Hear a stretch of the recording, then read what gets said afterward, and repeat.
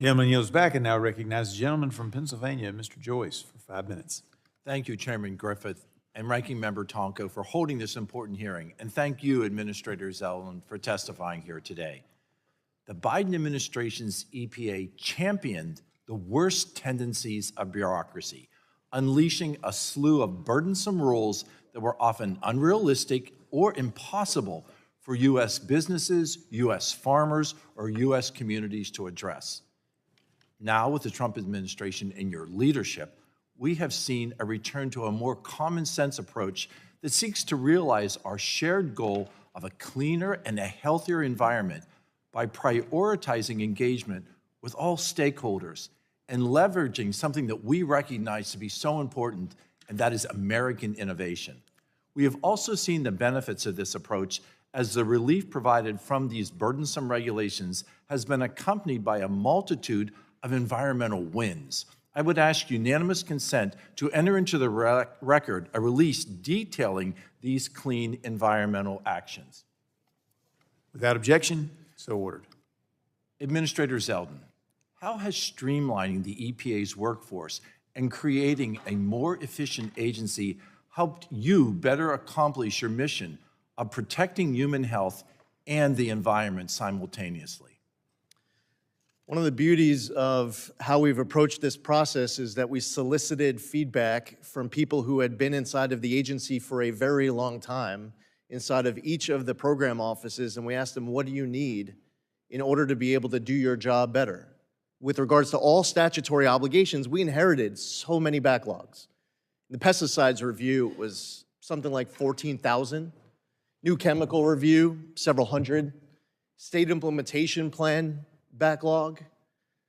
Small refinery exemption backlog, and the list goes on. All these backlogs we inherited. We show up on day one, it's like, hey, here you go. That's okay, we don't mind getting a big mess to fix.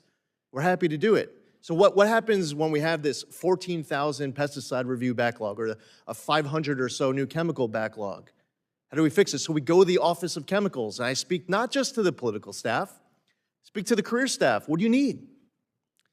There's primarily two needs. One is they could use more scientists. Great, that's part of the reorg. We get them more scientists. And two, they need help in updating their infrastructure. Now, Congress helped with that. It was part of an anomaly in a CR, $17 million to update the infrastructure. Thank you. And we're putting it to good use. And we're going to be able to get down that backlog. With the pesticide review, we've already gotten it down over 2,300 coming into this, and we're going to keep going. Thank you for that hard work.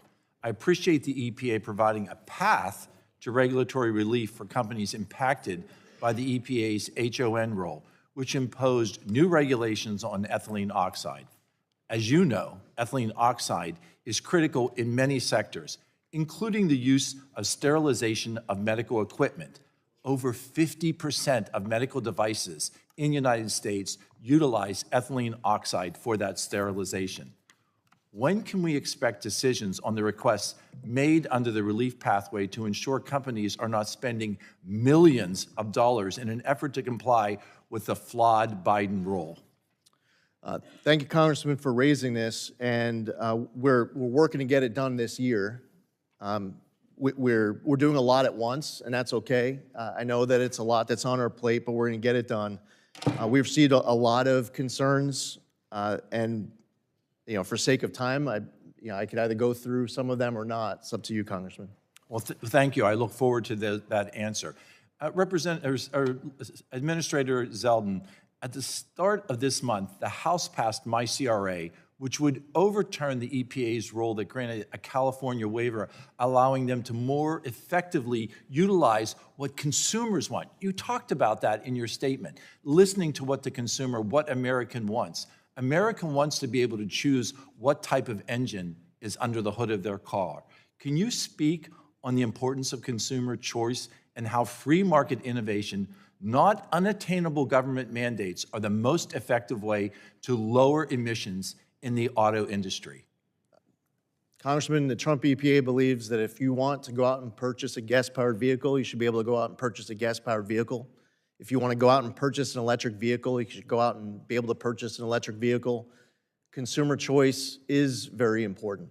The ranking member of the full committee made a reference to clean energy without referencing baseload power and the need for it, as if wind, an intermittent source, is going to be a substitute for all of these forms of baseload power.